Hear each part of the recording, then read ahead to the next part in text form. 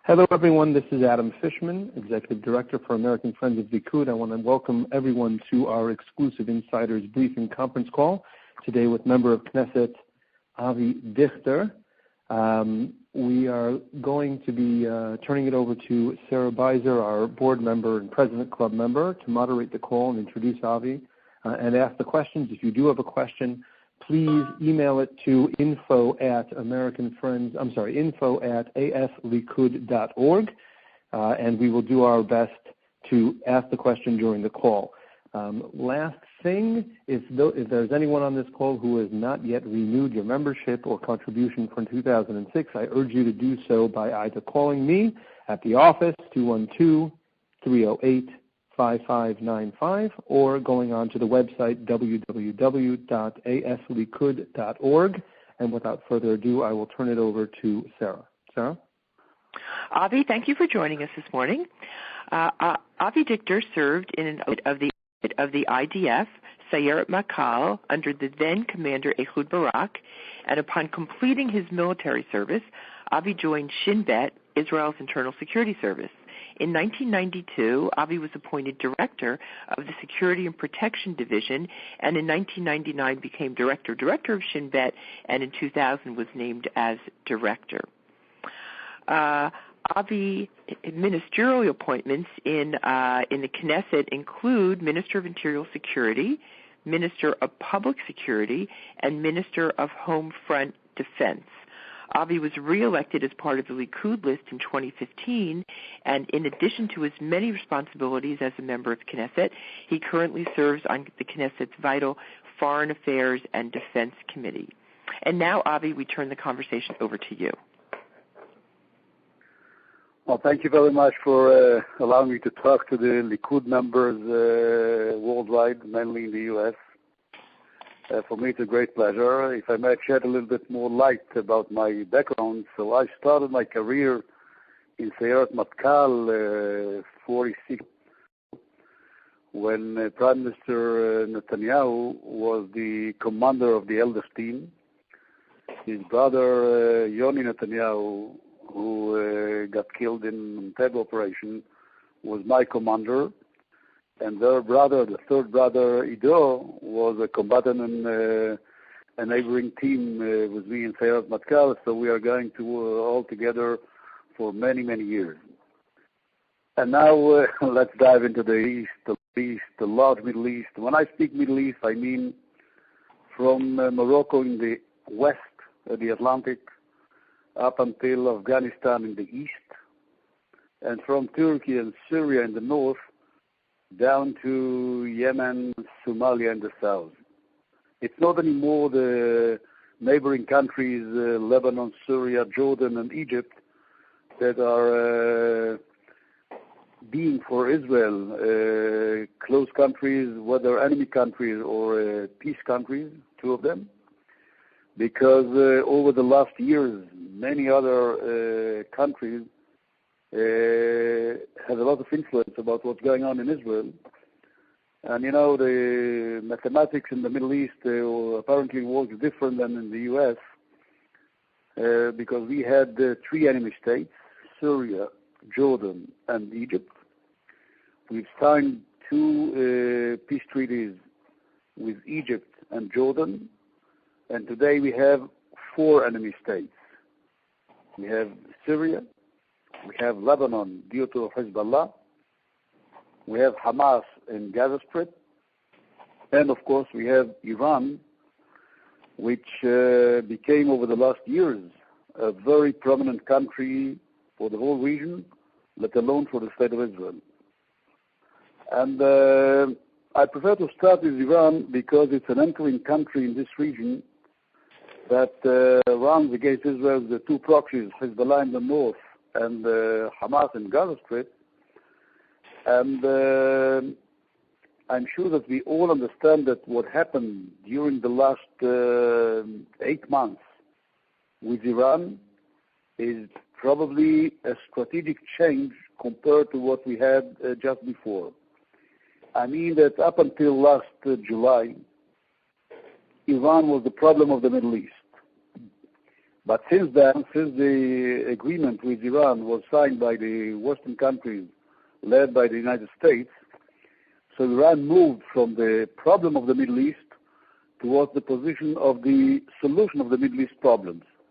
Solution, I mean, for the whole crisis. Iran is taken as a country who's supposed to be the solution and to stabilize Syria.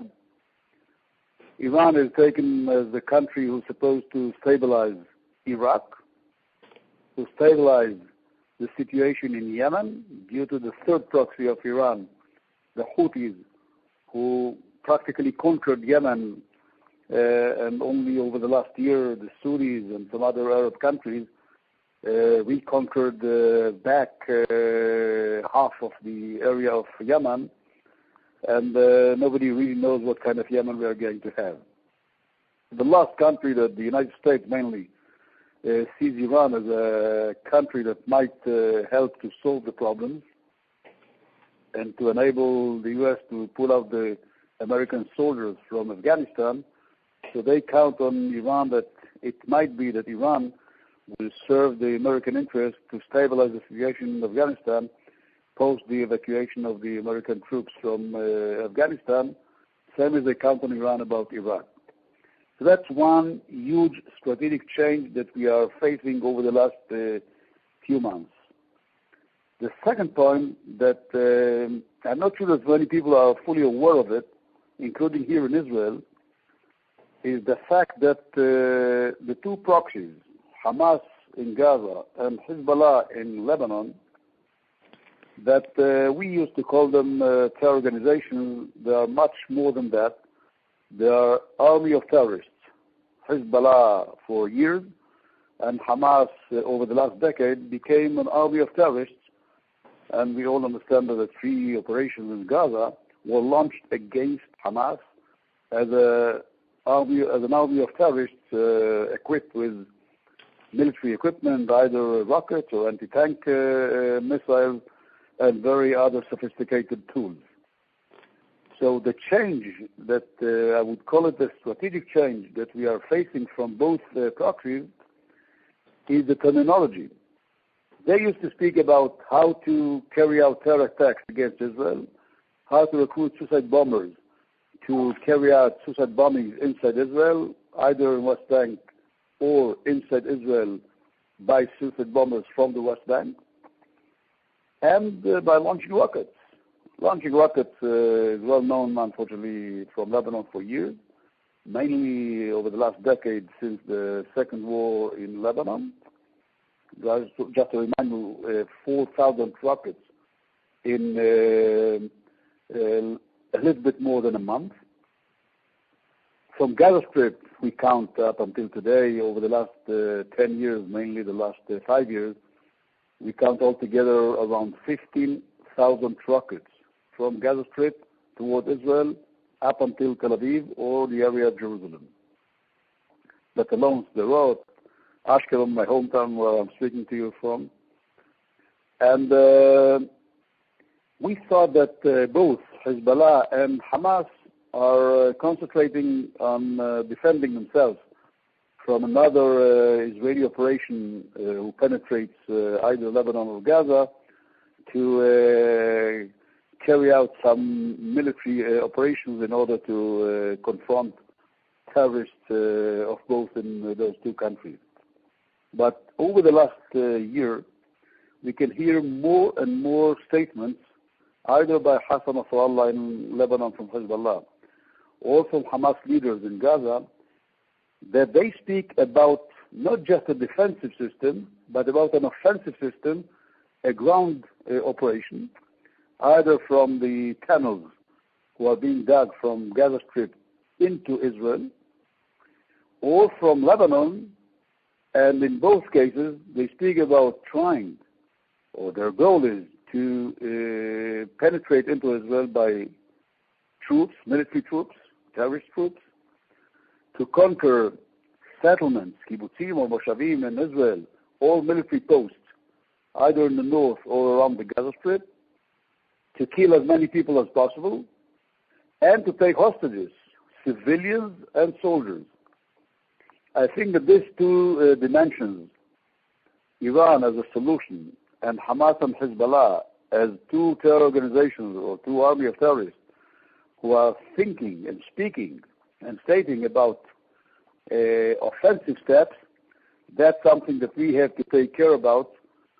Just to remind you, the last time that we heard such statements was just before the establishment of the State of Israel in 1947, post the declaration or the partition plan that was rejected by the Arabs, accepted by the Jews, and the penetration of three armies, Egypt, Jordan, Syria, and Iraq, four armies, into Israel in order to conquer the Jewish almost state at that time, ended in a situation that we've got not the part that the partition plan gave to the Jewish state, but we've got a country which is 40% bigger in land than it was in 1947, and we finished it in 1967 when we got back to Jerusalem, to the Western Wall, and let alone Sinai Peninsula, that is 3 times in land bigger than the State of Israel. So I know that it sounds a little bit scaring when we hear about Hamas and Hezbollah who are intending to launch offensive penetration into Israel. I'm saying it, that's the way they see it. We, of course, have a little thoughts about it, let alone about the way it's going to be ended, and that's why I mentioned the situation in 1947. Anyway, what happens in the whole region over the last 5 years, I cannot call it in a different way, but just an earthquake. An earthquake because nobody predicted or forecasted such a situation, such a balagan in the Middle East, let alone in the key countries like Egypt and Syria. Nobody predicted that Hosni Mubarak is going to be toppled and Bashar al-Assad is about to be toppled. Only the Iranian directly and indirectly by Hezbollah, and recently the Russians came in Syria in order to try to support Bashar al-Assad. For us, for Israel, it's a very complicated situation, as we don't know what kind of Syria we're going to get at the end of the war in Syria. Up until today, it's close to 500,000 people got killed, which means that we speak about 1.5, 2 million people injured in Syria, 10 million refugees. And the second part is that Egypt, we don't really know how stable Egypt is going to remain, because the Egyptian pyramid is standing today on its tip. Abdel Fattah Sisi, the Egyptian president, who launched a military coup just 2.5 years ago and toppled the leader of the Muslim Brotherhood, or the Muslim Brotherhood, and they are not going to forget it very soon. So after the tour d'horizon of the Middle East, we can speak a little bit about the Israeli-Palestinian conflict, that if we would have talked about it, if we would have had under Adam Fishman initiative 5 years ago such a briefing, I'm sure that 95% of the briefing was about the Israeli-Palestinian conflict. But today the Israeli-Palestinian conflict became, I would say, a side issue, although we are counting over the last 6 months, since October, we are counting 34 Israelis got killed in a session of terror activities launched by people, by Palestinians, mainly in the West Bank and from the West Bank, in Jerusalem area, Hebron, and in other areas in the West Bank and inside Israel, whether stabbing with knives or bumping into people with cars, and including some firearms who are shooting in mainly in Jerusalem area or in some other parts of the West Bank.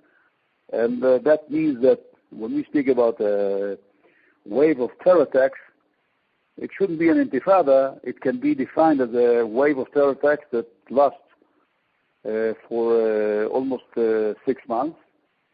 It goes down in the number of attacks, goes down in the number of people that got killed or injured, but it's still we still count too many terror activities, and mainly we can say that the wave is still pretty high.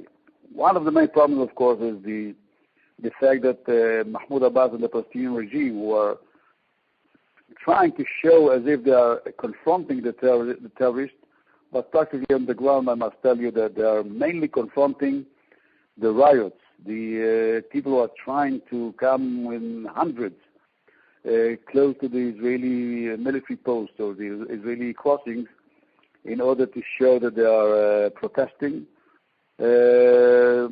Mainly against them or towards them, the Palestinian troops are trying to show some kind of muscles, but we haven't had even one case that the Palestinian Authority arrested a terrorist who was about to carry out a terror activity in Israel or already killed or injured Israelis. We have never had even one case that they arrested him, brought him to justice, and sentenced him for several months or years in jail, and he's sitting in jail. At the maximum, we have some cases that they stop people with knives, put them in jail for a short time, and like the revolving door system from the past, it works even today. So I know that it sounds a little bit complicated, the whole situation here in Israel, and we are normally trying to see the problems and the negative aspects of the last 6 months.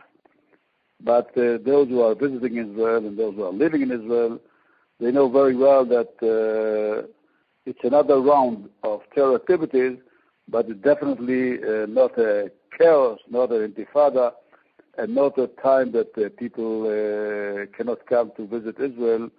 And those who haven't done it this year are kindly invited. Instead of talking to you by the phone, we can do it face-to-face in Jerusalem, in the Knesset, or in Begin Center in Jerusalem. So thank you very much. Avi, this is Sarah from New York again. I have the pleasure of asking you the questions. My first question is, I think you said several times now that the Palestinian-Israeli conflict really is a side issue, yet it seems that in the American government it is still very much front and center, as we know particularly from John Kerry's visit a few days ago, which was fatal for an American. Why do you think that the American State Department still focuses on the Palestinian-Israeli conflict as front and center and obsesses about it? Well, that's a good question, Sarah, because it shows that the American administration and the European leaders are totally frustrated about what's going on in the large Middle East. If you look backward to the last 5 years, they failed to predict or to forecast any development in the Middle East, either the toppling of Hosni Mubarak's regime, and then the military coup in Egypt, and then what happened in Syria. The Russians came in Syria. It was a totally surprise for all, for the Americans and for the British and the French, who's supposed to be the mother of Syria for decades. And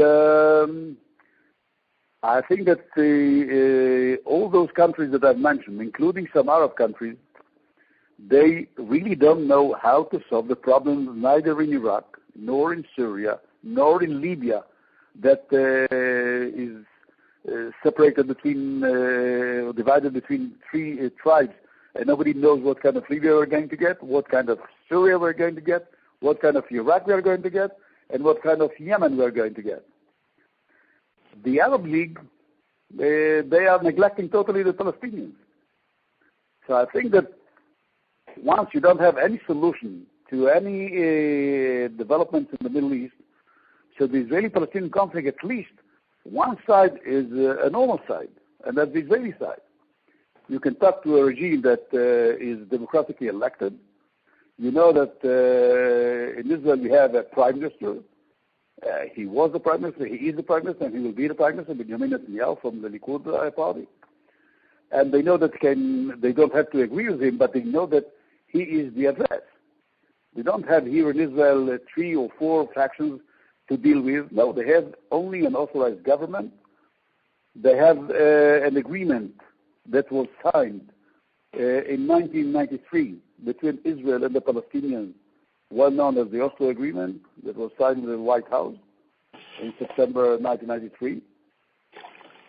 And everybody understands that this agreement, after 23 years, is well understood as a failure. I'm not speaking about the initiative to sign it. I'm speaking about the way that it was implemented on the ground under American initiative and creativity and very profound involvement, all the European countries. And we, Israel, we really wanted it to be implemented. We thought that after signing, we are expecting to see results on the ground, to see performance from both sides. And as someone who was there, as the head of Shin, head of the Southern Division in Shin Bet, later on as head of Shin Bet, I'm telling you, we were facing a Palestinian Authority, whether under Mahmoud Abbas today or under his the first one, Yasser Arafat, both. They simply didn't show any serious performances how to tackle and how to fight back the terror activities that hit Israelis and hit Palestinians as well.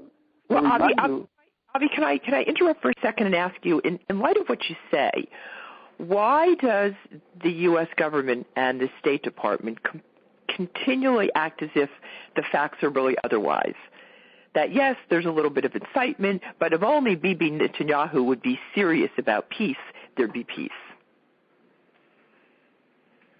Well, I think that if you take personally Bibi Netanyahu, he moved towards a huge change that people are not fully aware of it. In 2009, when he was elected, he spoke about the one-state solution, just 7 years ago. And he moved from one-state solution to two-state solution.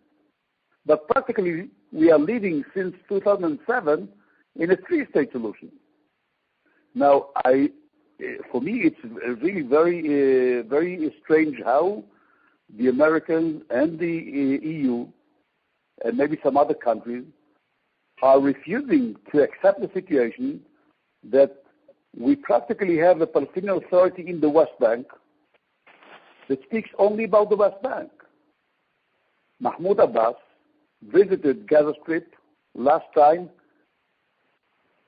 9 years ago. 9 years ago. Can you imagine a president of an authority of a country that haven't visited part of his land, 40% of his people, for 9 years? Now, I think that for Israel, it's very, very risky to try to solve just the Israeli-Palestinian issue concerned with the West Bank. Because in such a case, we are going to get Gaza Strip as a private problem for the state of Israel. Now, Egypt will never take Gaza as part of Egypt. They never did it before, even between 1948 and 1967. Gaza was not part of Egypt. The Gazans didn't get an Egyptian ID, unlike the West Bankers who got a Jordanian ID up until 1988. And then King Hussein decided to cut all ties between the East Bank and the West Bank. So I think that when the American administration, the current one and the former one, when they are trying to push Israel forward, or Prime Minister Netanyahu for the last years, to push him forward towards a peace treaty with the Palestinians or a peace process with the Palestinians, they totally ignore the fact that they speak, or Mahmoud Abbas speaks, about only the West Bank. He doesn't speak about the Gaza Strip. He says, Gaza Strip, there is a problem in Gaza Strip. He is not giving up the Gaza Strip, because in Gaza Strip, he needs the 40-kilometer of coast. That's the only thing that has any value in the eyes of the Palestinian leader. Now, I really don't know why the American administration is ignoring the fact that Prime Minister Netanyahu, when he was the first term as Prime Minister in 1996, he signed the two agreements with the Palestinians, the White Plantation, White River, that gave a lot of cities and land to the Palestinians in the West Bank, and the Hebron Agreement. And nevertheless, in response, he didn't get any other issue that was supposed to be given by the Palestinians. I think that in any case of any peace treaty with the Palestinian or peace process, it should be a full and a comprehensive process. It cannot be any more partly a solution like it was in Oslo. It should be exactly like it was between Israel and Egypt. You have 4 or 5 phases. You know exactly what brings you from the first phase to the second one, what performance each side has to show, and what are the issues that we have to give, and what kind of issues we have to get back from the Palestinian side. Only after having this performance at the first phase, we can move to the second, third, fourth, and fifth, even if it takes 5 years or 10 years. But speaking about the solution without speaking about a comprehensive, a full process, it's totally unacceptable, and I think that Bibi is totally right when he refuses to go into a provisional agreement like even some Israelis from other parties in Israel. And I heard the leader of the opposition, Herzog, and some other people who are speaking about, I'm telling you, they're totally mischievous, speaking about let's give them some issues in the West Bank or unilateral withdrawal, and they will demilitarize Gaza Strip. Why should they demilitarize Gaza Strip? Hamas is leading the Gaza Strip. Mahmoud Abbas can say nothing to Hamas in Gaza, or he can say a lot. They won't even obey the first word of his sentence. That's the main problem we're facing. Okay, Avi, I'm going to ask you something which is a little bit different, and the question comes from Jim Haberman in Sarasota, Florida. His question is, following retirement, a seemingly high percentage of Israeli intelligence chiefs and generals reveal a leftist political orientation. That percentage seems to be greater than among counterparts in the United States. Why do you think that this is so? Well, you know that in Israel we have a joke that says that a third of Israelis are going to compulsory service or serving the army. Third are going to serve in reserve in the army, and third are paying tax. The only problem is that it's the same third in all 3 cases. Right. I think that in Israel, the people who are going to the army at the age of 18, like myself, like many other Israelis, and unfortunately, we went through wars. And if you take the last, I'm 45 years in security issues, which means that I passed the Yom Kippur War, and then wars in Lebanon, and wars in Gaza, and wars and very deep in security as Shin. And after serving your country for so many years, you feel kind of obligation to continue serving it. Now, during our duty, service, whether it's military or Shin Bet or Mossad or any other organization, you're not allowed to show your political views. And once you get into politics, and thank God we have an increasing number of security people who are getting into politics. By the way, I think that our competitor, if I may say so, our competitor is the people who are coming from the media. We had a huge increase in number of politicians who came from the media. And in the media, they show their political views when they are broadcasting either on TV or radio or newspapers. And so you know very well who is leftist, who is rightist, and who is center. You can't say it about people who are coming from the security level. And sometimes you have surprises. Sometimes people that we know them as very tough commanders. And people sometimes believe that they are rightist. When they are entering politics, they don't become leftists. They were leftists, but they have to do the job. And if you have to lead combatants in a war or to lead people to fight terrorists, you have to be tough, because with terrorists you cannot be polite.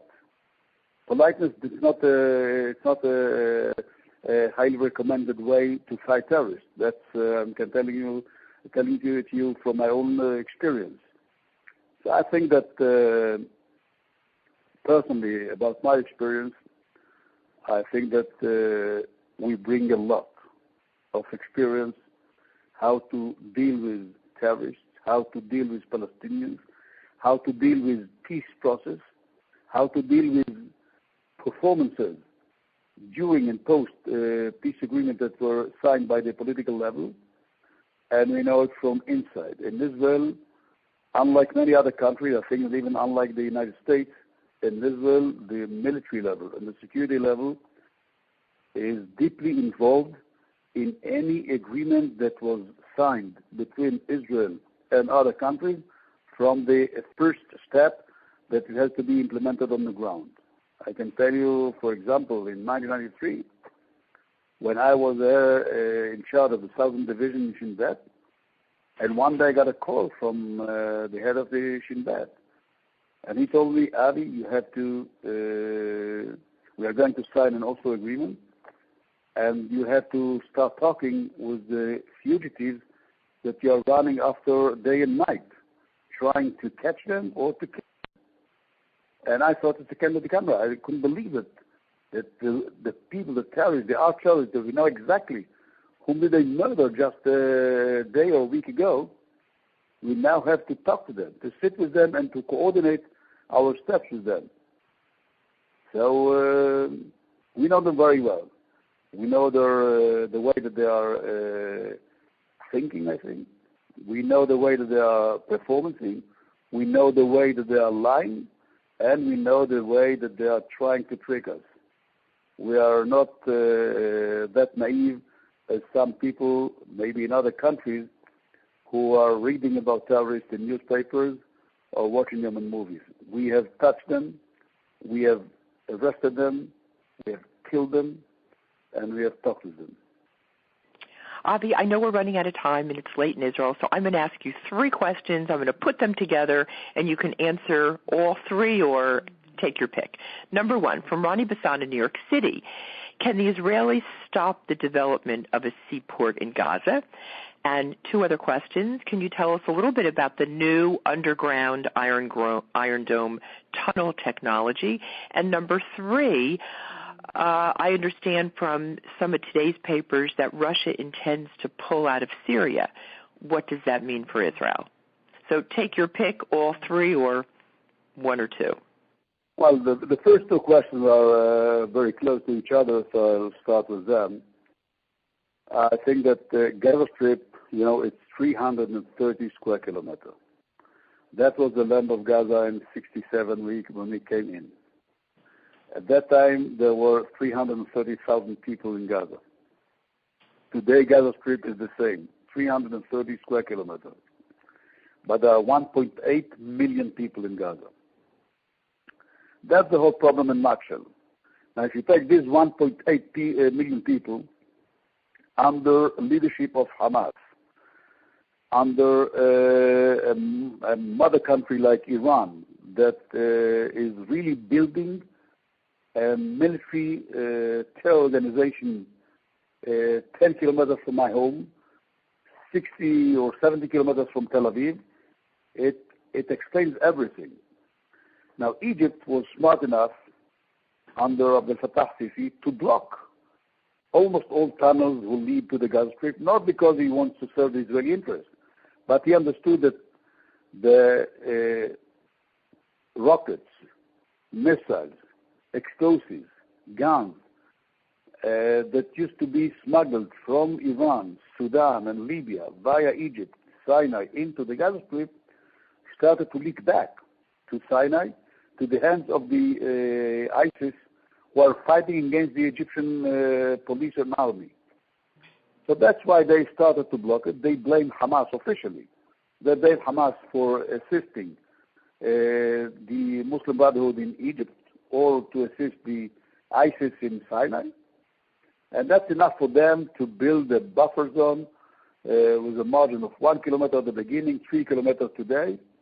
And they blocked almost all tunnels, not all of them. Now, they don't feel any responsibility for the Gazans. You cannot go today from Gaza to Egypt. Almost very single people are going there, not more than people who are going into Israel for mainly under special permits, mainly for humanitarian reasons. So those who are offering to build an harbor for Gaza Strip, I would prefer to build them tunnels, because tunnels is much easier to control or to monitor. A port, my mother used to say, "Mr. Michiganer, a port? How can Israel control and monitor Martians who are crossing from a port into Gaza Strip?"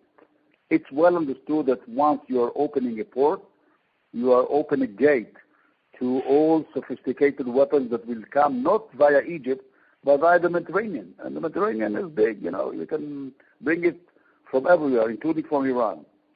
I think it's too naive to say that the port can be controlled. I was the head of Security and Protection Division, who is in charge of ports, aviation in Israel. I know exactly how complicated it is to detect and to find bad issues, bad items who are being smuggled via a port.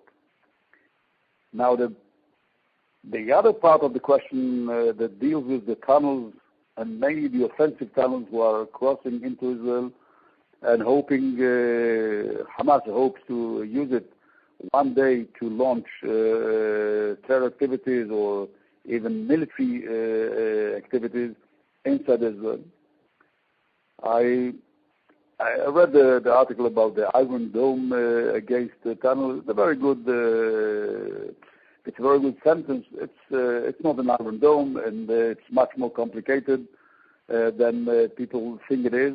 But we are pouring money, a lot of money, recruiting all technologies in Israel and worldwide to find the correct solutions to this problem, and it is a problem. But I can assure you that we are on the right path. And as I said over the last few months, I'm sure that if we shall be very determined and very generous with the budget to continue solving the problem of those tunnels, I think that the tunnels will become the biggest cemetery for Hamas terrorists worldwide. About Russia and Syria,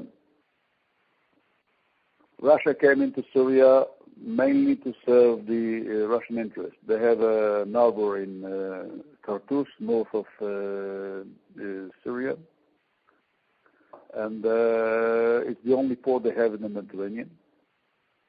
They were very nervous about the fact that they might lose this port if Bashar al-Assad is going to be toppled. So they came in kind of coordination with the Iranian Revolutionary Guard. Within a short time, they built an airport, brought in some very sophisticated combat jets, and started carpet bombs in Syria, not against the ISIS, but mainly against the rebels who are fighting with Bashar al-Assad. But the Russians are well trained in Chechnya, and they've got the lesson in Chechnya that Syria is not Chechnya. The Chechens created threat, a direct threat to Moscow and other centers in Russia. While Syria is pretty far, they show their muscles. They're trying to stabilize Bashar al-Assad to make sure that he will remain at the belt in the northwest side of Syria. And they hope that Iran, by the Revolutionary Guards and by Hezbollah and the Syrian army, they will manage to block the initiatives of the rebels and ISIS. And from Damascus and west toward the Lebanese border, it will be safe enough for the Russians. I'm sure that Putin understood that if they are going to stay longer in Syria, they might face some troubles that they don't like it to happen to them. 2 days ago, the rebels shot down a Syrian MiG-23 combat jet with a Stinger missile. And the Russians understand that if there are Stinger missiles, they might face some problems that they faced in Afghanistan years ago. So they decided, President Putin decided it's better 1 day earlier than 1 day later, and he decided to pull out the troops and to see how Syria is going to take care of itself. They don't care, Russia doesn't care about what will happen in the east side of Syria or in the south side of Syria or about the Kurds. They want to make sure that from Damascus and west, it will be a secure area, and in their view, Syria may bleed for the next decades, as long as from Damascus and west, it's going to be safe. Avi, this is Adam again. I want to thank you and thank everyone for joining us. I know it's late in Israel. I want to remind everyone, if you haven't had a chance yet to renew your contribution to American Friends of Likud, please do so by going to our website so that we can continue to have these unique and special exclusive opportunities to interact directly with the leadership of Israel. Avi, thank you again, and we look forward to seeing you when we come on our mission, May 29 to June 1, when we are in Israel. We hope to see you then. Thanks, everyone, for joining us. I'm delighted to meet you here in Israel. Perfect. All right. Stay well. Keep Likud for us even there. Amen. Thank you very much. Bye-bye. Thank you, Sarah, for helping and for moderating. Yes, thank you. Bye-bye. Bye, Lata. Bye, sir. Bye, sir. Bye, sir. Bye, sir. Bye, sir.